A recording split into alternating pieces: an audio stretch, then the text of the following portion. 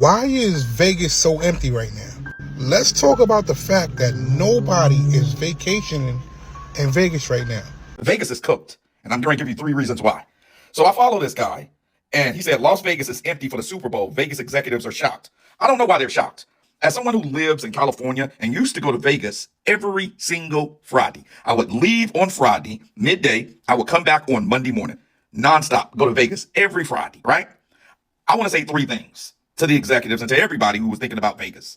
Number 1, it's way too expensive now. This is supposed to be the city that never sleeps, but there's Look how empty this shit is. literally no one around here at all.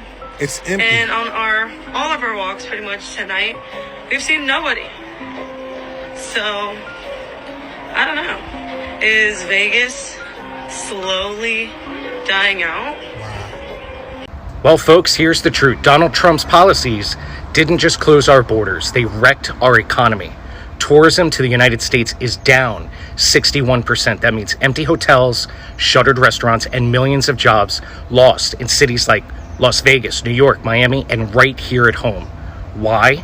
Because Trump made America unwelcoming. His trade wars, his anti-immigration rhetoric, his fear-based policies drove tourists and businesses away. While Europe and Asia recovered, we fell behind. Vegas is empty because no tourists are coming in anymore in the United States. Before, we used to have tourists from all over the world. So that means American people opened up businesses to cater for those tourists that could come to America, to Las Vegas. But now they are not coming anymore, which means their businesses are closing down. And also the tariffs, ladies and gentlemen. Leave alone that Vegas is empty. American people themselves that used to go to Vegas every weekend, because Vegas used to be busy. A lot could be happening in Vegas. It will be happening here. It could be happening there. Today here is Jello. On the next street, it's Celine Dion. Everywhere. I cannot forget those days where we would see all over the news that Vegas, this area, whatever, like showmanship was happening in Vegas 24/7. But now if American people cannot even afford hotels because they become so expensive, they can't go and gamble anymore. They can't go into clubs no more. Food has become expensive. What do you expect people to do?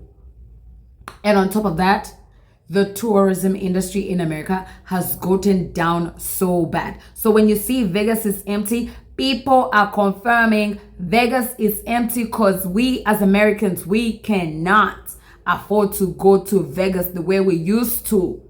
Before, you could literally drive from your state and then just go to Vegas and spend a weekend. Now it's impossible because you know very well the gas prices are so high. To begin with, that's already a turn-off to start your journey. Vegas used to be the place where you could go and really get down and let loose and dance. They were welcoming. There was no cover charge. Come on in. You're going to buy drinks. You're going to get food. We're dancing. We're having a good time. The celebrity DJ scene, all of that has really messed up Vegas. It's really messed it up. And number 3, the younger generation have access to gaming on their devices. You can barely get them to come off the game. They definitely not going all the way to Vegas to gamble when they can get it right on their phone. They're not doing it. They're not doing it. They don't care about the S clubs we used to go. I remember I used to love going to Vegas to go to the S clubs. I was in the house, right? But these younger men, and that's who's spending the money in Vegas. I want to be clear about it. It has been men who has been driving this money train for Vegas. Yes, women go, bachelorette parties, other parties, birthday parties, but men mostly are the ones that are buying the VIPs, the tables, spending the money in the S clubs, things of this nature. It is men that have been driving the commerce of Vegas. They like, nah, I'm good. Vegas is going to have to change and become old Vegas. If they become old Vegas, where's the $2 craps? Where's the $2 blackjack? Bring some of the deals back. Where's the $10 rooms? You want people to come back to Vegas, you're going to have to offer them something they can't get locally. Why is Vegas so empty right now? Let's talk about the fact that nobody is vacationing in Vegas right now. Mind you, when I go to Vegas, it's always crowded. It's always packed. The strip is crazy. There are videos around right now showing Vegas empty.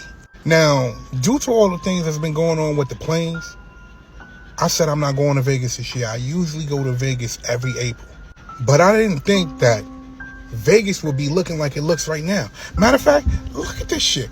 All right, we're in Vegas. This is supposed to be the city that never sleeps. But there's Look how empty this shit is. literally no one around here at all. It's empty. And on all of our walks pretty much tonight, we've seen nobody. So, I don't know. Is Vegas slowly dying out? Now, there could be for a number of reasons why Vegas look like this.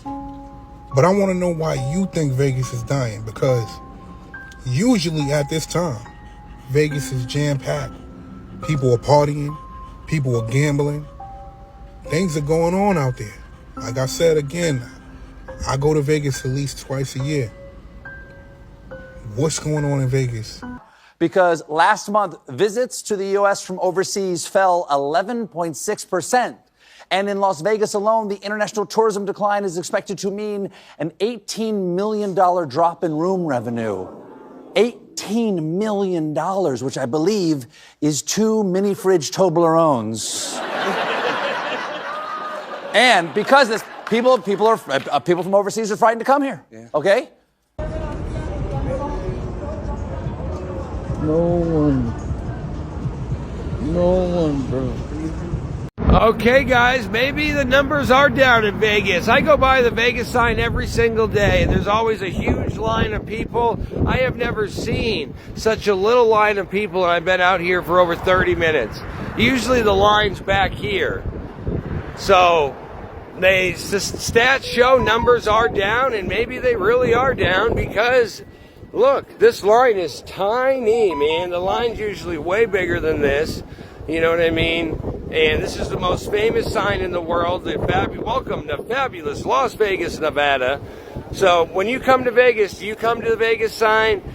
Are you going to come here this year, next year? Do you have plans on coming here again? And do you think that's why there's not that many people? Now, you may look at this and be like, what are you talking about? It's packed.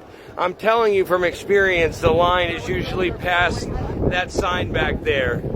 So the numbers are down. And we're at the most famous sign in Las Vegas, and it's pretty empty for normal times. Which is they're not coming to the United States for vacations. We have new data now from the World Travel and Tourism Council. The U.S. is on track to lose over $12 billion in international travel spending this year. That's a decline of 7%. It's not because suddenly the sand on the beaches is no good. It's not because the theme parks got rid of everybody's favorite ride. It's because the rest of the world sees what the United States under Donald Trump has become: expensive, hostile, and unstable. And they're voting with their passports. Of the 184 countries surveyed, the U.S. is the only one with an absolute decline in international visitor spending. According to the WTC's CEO, quote, "The U.S. has firmly got a 'we're not open for business' sign right now." And that's correct. Germany has updated its travel advisory after several Germans were detained at the U.S. border. Canada, which used to be exempt from most of the short-term visa requirements, now has to register and submit fingerprints for any visit longer than 30 days. That's new under Donald Trump.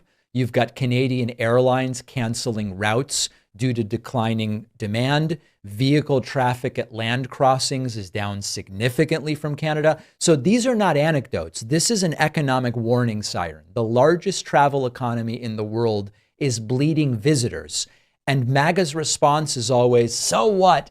We don't want sissy Europeans and liberal Canadians coming here. Well, one of the things that you have to understand is that overseas visitors spend 7 to 8 times more than domestic tourists when they come to the United States. Canadian visitors spend 3 times more than Americans when Canadians vacation in the United States, and we're losing a bunch of them. So when conservatives and right-wingers brush this off as, oh, globalists are scared and liberals are whining, they are not understanding the math. This isn't about politics. It's about dollars. It's about cities losing tourism jobs. It's about entire regional economies built on foreign travel drying up. And you can't own the libs with a bankrupt hotel. That is what decline looks like. And it is completely self-inflicted because of Trump's policy of punish, restrict, and intimidate.